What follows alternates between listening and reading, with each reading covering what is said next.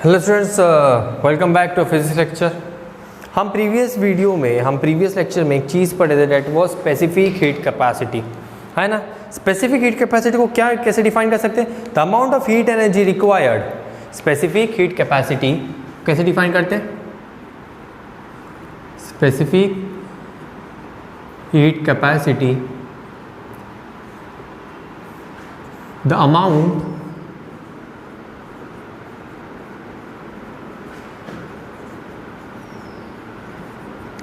of heat energy, important, the amount of heat energy required, the amount of heat energy required to raise, देखो ध्यान देना, the amount of heat energy required to raise the temperature,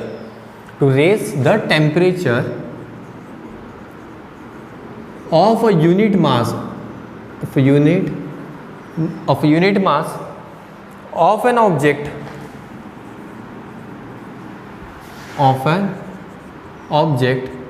by 1 degree Celsius is known as specific heat capacity। ये चीज़ें clear है? Okay. अब specific heat capacity को हम denote करते हैं, स्पेसिफिक हीट कैपेसिटी को हम डिनोट करते हैं by the symbol small c। चीज़ें क्लियर है? Okay, by small c। And अगर हम कंसीडर करते हैं एक पर्टिकुलर ऑब्जेक्ट है जिसका मास होगा, mass is denoted by small m। चीज़ें क्लियर है? If the specific heat of an object is c, mass of an object is m and in the temperature of that object is raise, change in temperature. आप आगे देखोगे change in temperature ही है, temperature नहीं है, change मतलब कितना ज़्यादा change हुआ है। That is denoted by delta T मतलब चेंज इन टेम्परेचर। मतलब यहाँ पे क्या होगा, हम कंसीडर कर सकते हैं T2 माइनस T1 होगा। चीज़ें क्लियर है? इसको हम कंसीडर कर सकते हैं T2 माइनस T1 मतलब चेंज इन टेम्परेचर, चेंज मतलब सब्सट्रैक्शन, ठीक है, चेंज इन टेम्परेचर। तो हीट एनर्जी एब्जॉर्ब। अब हम कह रहे हैं कि एक ऑब्जेक्ट है, ठीक है, कंसीडर करते हैं एक ऑब्जेक्ट था, ये ऑब्जेक्ट है, इस ऑब्जेक्ट का C स्पेसिफिक हीट कैपेसिटी मतलब इतनी हीट कैपेसिटी ऑब्जर्व कर सकता है, मास इसका m है और चेंज इन टेम्परेचर आपने ऑब्जर्व किया डेल्टा टी। तो अगर हम कहते हैं कि इस पर्टिकुलर ऑब्जेक्ट ने कितना हीट एब्जॉर्ब किया है, the amount of heat energy absorbed, amount of heat energy absorb equals to m into delta c, m into c into delta T. इतनी अमाउंट ऑफ हीट इसने एब्जॉर्ब की है। अगर मैं कहता हूँ इस पर्टिकुलर ऑब्जेक्ट पे हमने अगर हीट प्रोवाइड की है, इस पर्टिकुलर ऑब्जेक्ट को अगर हमने हीट किया है तो इसने कितनी एनर्जी एब्जॉर्ब की होगी? इसने किया होगा mass into specific heat capacity, जो इसका मास होगा उसकी स्पेसिफिक हीट कैपेसिटी और जितना ज़्यादा उसका टेम्परेचर चेंज होगा before heat giving and after heat giving. चीज़ें क्लियर है? ओके, ये चीज़ें क्लियर है? ओके, ठीक है। अब ये तो amount of heat energy absorb. अगर मैं बात करता हूँ amount of heat energy release, यहाँ पे बात करते हैं amount of heat energy release क्या होगा? Amount of heat energy release क्या होगा? The amount of heat energy release या फिर लॉस्ट हम कह सकते हैं। कितना ज़्यादा लॉस करेगा? ये उतना ही ज़्यादा लॉस करेगा, m इंटू सी इंटू डेल्टा टी। कितना ज़्यादा एनर्जी लॉस करेगा? m इंटू सी इंटू डेल्टा टी। क्यों सर? सेम कैसे हुआ? जितनी एनर्जी वो एब्जॉर्ब करेगा उतनी तो एनर्जी रिलीज करेगा या फिर लॉस करेगा। हमें पता है law of conservation of energy neither be created not be destroyed, it can be converted from one form to another. इस केस में क्या हुआ है? जितनी एनर्जी वो एब्जॉर्ब करेगा उतनी ही तो एनर्जी वो लिबरेट कर सकता है। जितने ज़्यादा पैसे आप कमाओगे उतने ही तो ज़्यादा पैसे आप खर्च कर सकते हो, हाँ या ना? यही हुआ। जितने अमाउंट ऑफ मनी आप कमाओगे उतना ही तो अमाउंट ऑफ, अब उससे ज़्यादा अब आपके पास 10 रुपीज़ होगा, मतलब आपने कितना गेन किया? 10 रुपीज़। आप खर्च कितना कर सकते हो? 10 रुपीज़। 11 कर सकते हो क्या? नहीं, क्योंकि 11 तो है नहीं आपके पास, है ना। तो सेम वैसे ही तो इसे कहते हैं हीट एक्सचेंज, इसे हम कहते हैं हीट एक्सचेंज। अब हम पढ़ते हैं नेक्स्ट टॉपिक, हीट एक्सचेंज।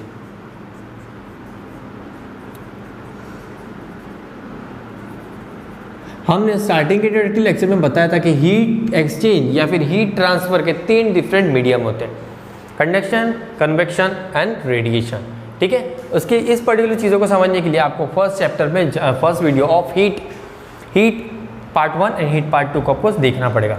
इसके बाद आपको समझ में आएगा कि 3 डिफरेंट मोड जो हम कह रहे हैं हीट एक्सचेंज के, हीट कितने 3 डिफरेंट मोड से एक्सचेंज हो सकता है, तो हम कौन से 3 डिफरेंट मोड है आप ये उस पर्टिकुलर वीडियो में देख सकते हो। ठीक है, तो यहाँ पे प्रिंसिपल ऑफ हीट एक्सचेंज हम पढ़ेंगे। प्रिंसिपल ऑफ हीट एक्सचेंज,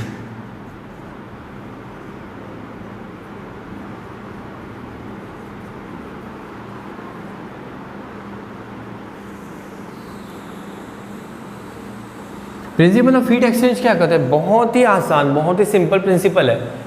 ये कहता है heat gain equals to heat loss. मतलब क्या हुआ? सिंपल, जितना ज़्यादा हीट गेन करेगा उतना ज़्यादा हीट लॉस करेगा। हाँ है ना, इसी को कहते हैं heat principle of heat exchange. ठीक है, ये चीज़ें क्लियर है? जितनी ज़्यादा एनर्जी लॉस गेन करेगा उतनी ही एनर्जी लॉस करेगा। ठीक है, मतलब क्या हुआ? अब हम जो एनर्जी गेन करते हैं वो कौन सा करता है? Cold body. लॉस कौन करता है? लॉस कौन करेगा? ऑफकोर्स हीटेड बॉडी, है ना, हॉट बॉडी हम कहते हैं। ठीक है, तो क्या होगा? मतलब एनर्जी यहाँ पे हम लिखते हैं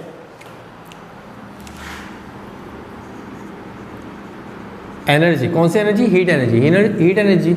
energy lost by hot object equals to energy gain by cold object. तो मतलब हमारी जिस कंडीशन रहेगी, हमारी जो कंडीशन पड़ेगी, हम जो न्यूमेरिकल्स करने वाले हैं उसमें अगर हम ये प्रिंसिपल लगा दें तो हम आप हमेशा देखेंगे कि हमारा one of the object will be in hot condition and another object will be in cold condition. Simple सी बात है। अगर मैं कहता हूँ, ठीक है, अब 2 ऑब्जेक्ट का क्यों, अगर मैं कहता हूँ, जो फॉर एग्जांपल मैं कह रहा हूँ कि एक ऑब्जेक्ट है जिसका 60 डिग्री सेल्सियस टेम्परेचर है, तो बताओ ये हॉट है या कोल्ड है?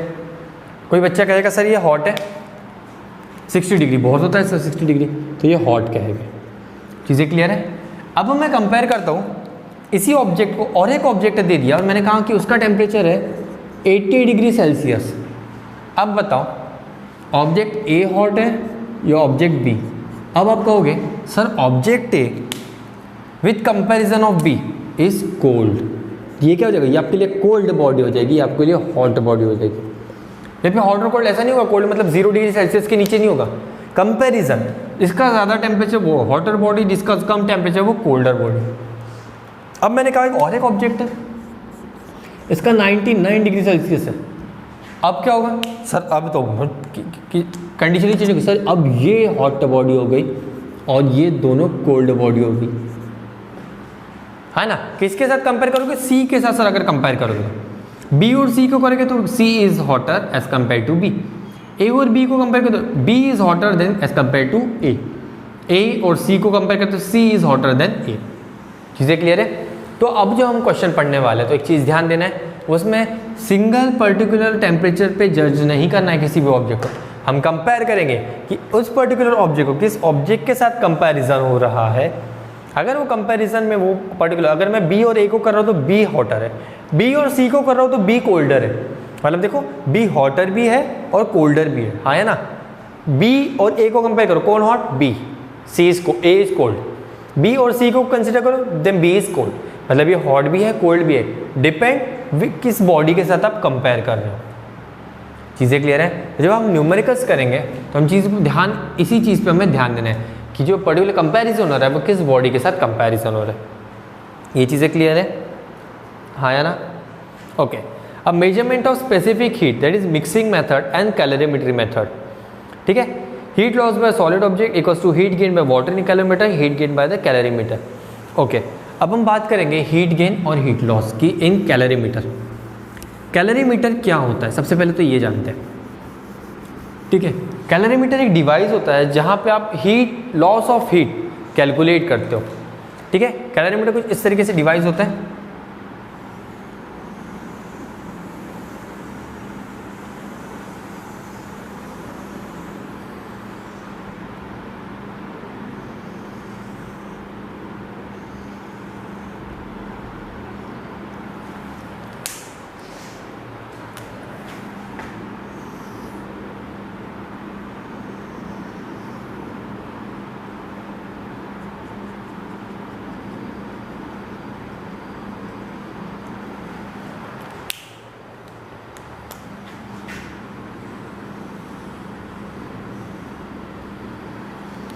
ठीक है। अब ये क्या होता है, सारी चीज़ें देखो, ये जो पार्ट होता है ये कम्प्लीटली फील्ड होता है वैक्यूम से। यहाँ पे वैक्यूम होता है, फील्ड ही नहीं होता, मतलब कुछ होता ही नहीं, यहाँ पे वैक्यूम होता है।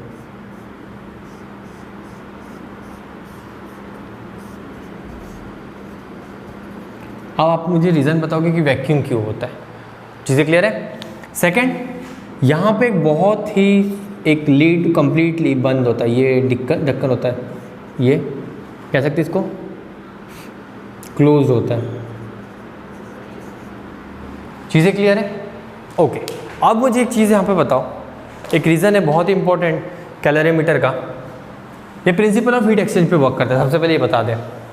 अब यहाँ पे एक चीज़ ऑब्जर्व करने जैसी है कि सर ये कैलोरीमीटर ऐसा ही क्यों डिज़ाइन हुआ है, रीज़न क्या है। ठीक है, हमें चीज़ें पता होनी चाहिए, जो हम पढ़ रहे हैं वो क्यों पढ़ रहे हैं, इसका रीज़न क्या है। आपको बुक में नहीं मिलेगा, पर ठीक है बता देते हैं। एक चीज़ बहुत इंपॉर्टेंट है, ध्यान दो। अब मैंने क्या कहा था, कैलोरीमीटर डबल वॉल्ड सिलेंडर होता है। डबल वॉल के बीच में ये बहुत थिक वॉल होती है और बीच में वैक्यूम होता है, वैक्यूम। सेकेंड, ऊपर से कंप्लीटली क्लोज होता है, कंप्लीटली कोई भी चीज़ें एक्सचेंज नहीं हो सकती। सेकेंड, जो इनर वॉल होता है वो किसी के भी कांटेक्ट में नहीं होता है। अब यहाँ पे ये चीज़ सेटअप क्यों है, ये चीज़ें आपको सोचनी है कि इसका सेटअप इस तरीके से क्यों दिया है, ना कि हम एक्सचेंज बस हीट एक्सचेंज तो करना है। और ये यूज़ क्यों करती है बता देते, उसके बाद आप सोचोगे। ये यूज़ इसलिए किया जाता है कि कितना ज़्यादा चेंज इन टेम्परेचर, मतलब यहाँ पे आप कोल्ड वाटर प्रोवाइड कर दो या फिर हॉट वाटर, फिर उसके बाद ये ओपन कीजिए, इसमें कोल्ड वाटर, या अगर यहाँ पे कोल्ड है तो हॉट डालिए, हॉट है तो कोल्ड है, और इस ढक्कन को बंद कर दीजिए। देखिए कि कोल्ड वाटर का टेम्परेचर कितना ज़्यादा चेंज होता है। आपने थर्मामीटर मेजर करके रखा होगा, पहले आपको कोल्ड वाटर का टेम्परेचर मिलेगा, फिर आप हॉट वाटर डालोगे तो सिंपल सी बात है, तो वाटर का टेम्परेचर चेंज होगा, तो कितना ज़्यादा चेंज इन टेम्परेचर। सर ये तो हम ओपन कंटेनर में भी कर सकते हैं, हमारे घर पे इतने सारे बर्तन रखे सर, हम उसमें क्यों नहीं कर सकते। Why this calorimeter only. एक कैलोरीमीटर में ऐसा खास बात क्या है सर, जो पर्टिकुलरली हमारे बाकी चीज़ों में या फिर बाकी इसमें हम नहीं कर सकते। किसी के पास कोई जवाब है? ठीक है, मेरा सुनने से पहले होगा तो आप अपना जवाब लिख लीजिए, उसके बाद आप पर्टिकुलर चैट सेक्शन में आप मुझे सेंड कर सकते हैं कि सर ये होगा। ठीक है, अब लॉजिक देखते हैं इसके पीछे क्या है।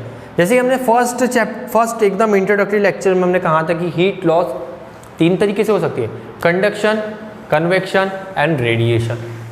कंडक्शन में हमने कहा था physical contact with any other material. Convection में कहा था separated by some distance but environment in between. Third हमने कहा था रेडिएशन। यही चीज़ें कहा था। ओके, अब देखते हैं जो हम हीट एक्सचेंज के बारे में स्टडी कर रहे हैं, हीट एक्सचेंज के बारे में हम जो पढ़ाई करने के बारे में बात करें, तो हम चाहते हैं कि अगर हम कोई एक्सपेरिमेंट करें तो रिजल्ट कैसा होना चाहिए, 100% रिजल्ट अच्छा होना चाहिए। हाँ ना, जब हम पढ़ाई करते हैं तो हम भी चाहते हैं कि हमारा रिजल्ट 100% आए। अब हम क्या करेंगे, अगर 100% रिजल्ट, तो इसमें जो हीट एनर्जी है अगर वो थर्मामीटर ना कैलकुलेट करती कहीं और एनवायरनमेंट में उड़ जाएगी तो कुछ अमाउंट ऑफ हीट एनर्जी आपका लॉस हो जाएगा। कुछ amount of heat energy loss हो जाएगी तो क्या ये thermometer exact change in temperature calculate कर पाएगा? नहीं कर पाएगा, नहीं कर पाएगा ना।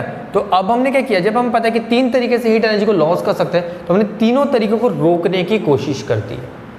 तीनों तरीकों को रोकने की कोशिश की। कैसे, ये देखो। पहला तरीका कंडक्शन। कंडक्शन मतलब किसी भी फिजिकल कॉन्टैक्ट में नहीं होना चाहिए मटेरियल। अब हमने देखो ये जो पर्टिकुलरली इनर मटेरियल है जिसमें हम लिक्विड यूज़ करने वाले हैं, इसको हमने किसी भी कंटेनर के साथ फिजिकल कॉन्टैक्ट में नहीं रखा है ना, तो कंडक्शन से हमने उसको बचा लिया। अब बात आती है सर कन्वेक्शन और रेडिएशन। कन्वेक्शन मतलब सर वो जो पर्टिकुलर मैटर है, जो ऑब्जेक्ट जो हीट लॉस कर रहा है, वो एनवायरनमेंट के साथ कांटेक्ट में नहीं होना चाहिए, उसके लिए हमने ढक्कन लगा दिया, क्लोज्ड कर दिया। तो ये किसी भी एनवायरनमेंट के साथ कांटेक्ट में नहीं है, तो कन्वेक्शन को हमने यहाँ पे रोक लिया। सर रेडिएशन के बारे में बात करते हैं। रेडिएशन सर वैक्यूम में भी ट्रैवल कर सकता है, ये तो आपने कहा था, हाँ ज़रूर कहा था। अब देखो यहाँ पे जो हीट एनर्जी इस वॉल से ट्रांसफ़र होगी इस वैक्यूम में, इस वैक्यूम में और कुछ अदर मटेरियल्स हम रखते हैं वैक्यूम के साथ कुछ मटेरियल। अगर एडवांस कैलोरीमीटर है तो आप सर्च कर सकते हो, अलग अलग मटेरियल रखते हैं। फिर इसको वैक्यूम में रखोगे तो लॉस इन एनर्जी को आप कम कर दोगे, मिनिमाइज, क्योंकि रेडिएशन ऐसा है जब रोक नहीं सकते, रेडिएशन को आप 100% स्टॉप नहीं कर सकते, पर इसको आप मिनिमाइज कर सकते हो। मतलब मैक्सिमम से मैक्सिमम एनर्जी यही रुके, 0.5% कहीं चली गई तो चली गई, इट्स ओके।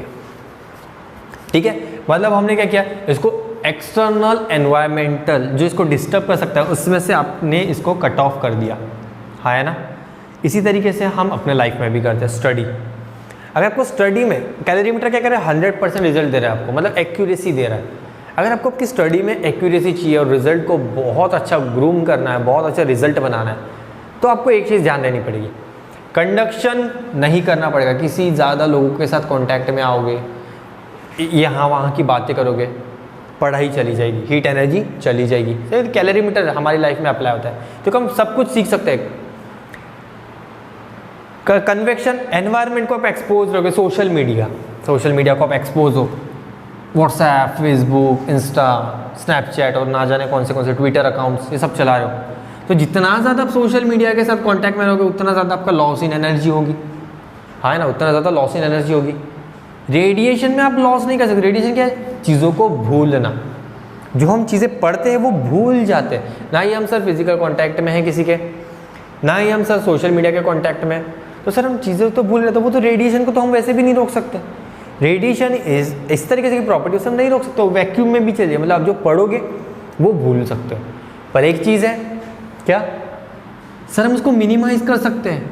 भूलने वाली बीमारी को भी, जो पढ़ाई पढ़ते हैं उसको भूलते हैं ना, उसको भी हम मिनिमाइज कर सकते हैं। कैसे सर, एक्स्ट्रा लेयर लगा देते, इसमें बहुत ज़्यादा वैक्यूम लगा देते, तो सर रेडिएशन बहुत कम हो जाएगा। और हमारी लाइफ में सर रिवीजन ज़्यादा करते हैं, radiation are for revision, revision ज़्यादा करते हैं, भूलना वैसे ही कम हो जाएगा। मतलब देखो 100% रिजल्ट के लिए आपको कंडक्शन, कन्वेक्शन, रेडिएशन अप्लाई करना ही पड़ता है लाइफ में, हाँ या ना। हाँ, तो जब तक आप ये चीज़ें नहीं करोगे तब तक आपका रिजल्ट कैसे आएगा, कैलोरीमीटर हो या फिर आपका एग्जाम हो। ये चीज़ें क्लियर है। दोनों के रिजल्ट आने के लिए आपको एक्सटर्नल लॉस जो हो रहा है इसे रोकना बहुत बहुत ज़्यादा ज़रूरी है। ये चीज़ें अगर आप नहीं रोकोगे तो आपका रिजल्ट हमेशा वीक एंड डाउन हो जाएगा। वैसे ही कैलोरीमीटर में होता है। अब आप सोचेंगे सर थर्मामीटर समझ के ये क्या है सर, ये स्टीरर है। अगर आप पानी मिक्स करोगे दो चीज़ें हॉट और कोल्ड, तो इसको घुमाने के लिए ये थोड़ा सा आउटलेट से ऐसे अंदर, ये अंदर ही होता है, वो ऐसे ऐसे घूमता है, ठीक है, मतलब मिक्स करने के लिए, कहीं अच्छे से मिक्स हो जाए तो टेम्परेचर का जो चेंज है वो मतलब completely equal change in temperature मिले। चीज़ें क्लियर है। तो इसे कहते हैं कैलोरीमेट्रिक प्रिंसिपल। इसे क्या कहते हैं, कैलोरीमेट्रिक प्रिंसिपल। ये चीज़ें क्लियर है। ये किस पे वर्क करता है, heat gain equals to heat loss, same principle पे वर्क करता है। सर कैसे करता है ये बताते हैं। इसमें आपने हॉट वाटर डाल दिया, ये है हॉट वाटर, ठीक है, और ये है कोल्ड वाटर। दिख रहा है ग्रीन ग्रीन वाला, आया ना, दिख रहा है ना ग्रीन। तो जो ग्रीन पार्ट है वो कोल्ड वाटर है,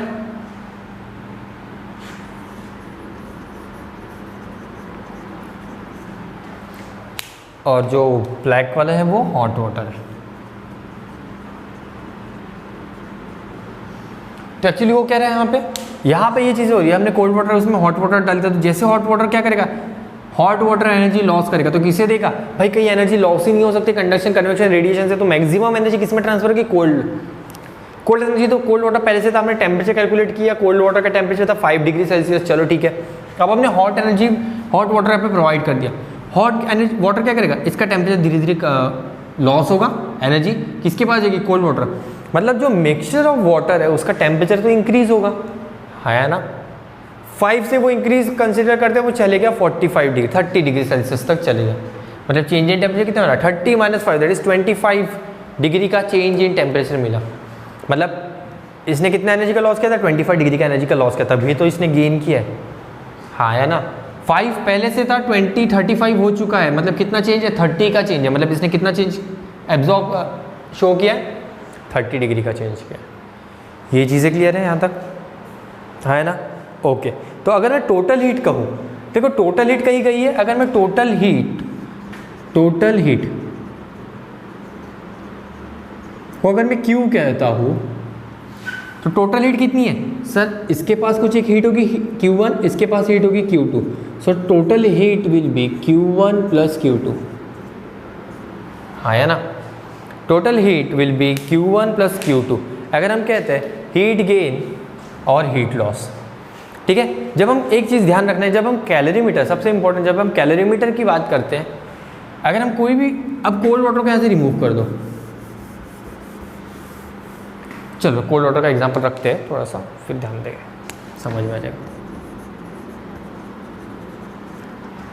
अब क्या हुआ, ठीक है,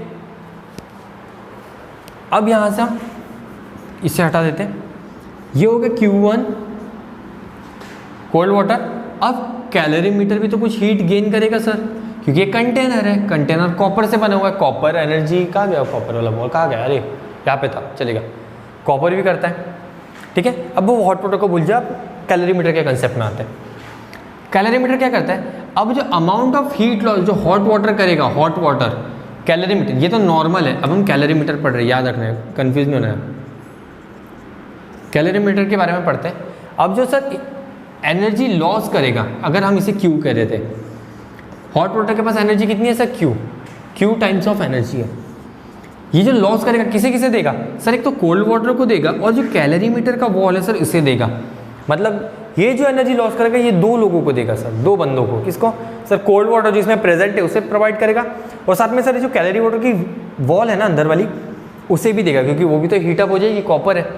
मतलब जो अमाउंट ऑफ हीट एनर्जी जो लॉस होगी that should be equal to the amount of heat energy gain by the cold body, that is calorimeter and cold water. So यहाँ पे आपको एक फॉर्मूला बनता है, heat energy loss by the hot object that is या फिर hot water is equal to the submission of heat energy gain by the water that is cold water and calorimeter. This is the calorimetric principle, इसे हम कहते हैं calorimetric principal. Calorimetric principal क्या कहता है, whenever N hot water या फिर hot liquid या फिर hot object is insert in this particular calorimeter, अगर हम कोल्ड और हॉट वाटर के बारे में बात करते हैं, कोल्ड वाटर प्रेजेंट है, तो ये जब हम हॉट वाटर से इंसर्ट करते हैं तो हॉट वाटर क्या करेगा, दो सब्सटेंस को एनर्जी प्रोवाइड करेगा। पहला एनर्जी ट्रांसफर होगा कोल्ड वाटर के पास, क्योंकि हमेशा चीज़ें पता है, energy flows from higher point to lower point, ये हमने फर्स्ट इंट्रोडक्टरी क्लास में पढ़ा है। तो लोअर एनर्जी किसकी, कोल्ड वाटर की, तो हॉट से एनर्जी इसमें ट्रांसफर होगी। जो कंटेनर है वो भी तो कोल्ड था, क्योंकि कोल्ड वाटर की वजह से भी ठंडा हो चुका था, तो क्या होगा, मतलब इसका भी टेम्परेचर कम है, तो अब ये फिर से कैलोरीमीटर को भी देगा। So amount of heat energy that is hot water equal to energy loss equal to gain by cold water and calorimeter. चीज़ें क्लियर है? यहाँ तक सारी चीज़ें आपको हीट के कंसेप्ट पूरे बाय हार्ट लर्न हो जाने चाहिए, फॉर्मूलेज लर्न हो जाने चाहिए, बिकॉज नेक्स्ट पर्टिकुलर चैप्टर में, सॉरी नेक्स्ट पर्टिकुलर वीडियो में हम न्यूमेरिकल्स लेके आएंगे, ठीक है। हीट बहुत ही इंटरेस्टिंग है, इन्हें सॉल्व करने में बहुत मज़ा आता है, ठीक है, क्योंकि इसमें एक फ्लो चार्ट बनता है, एक फ्लो चार्ट तैयार होता है, तो फ्लो चार्ट से हमें समझ में आता है कि किस तरीके से हीट ट्रांसफर हो रहा है। चीज़ें क्लियर है? ओके, तो यहाँ तक सारी फॉर्मूलेज वगैरह सब लर्न हो जाने चाहिए। चल ओके, थैंक यू।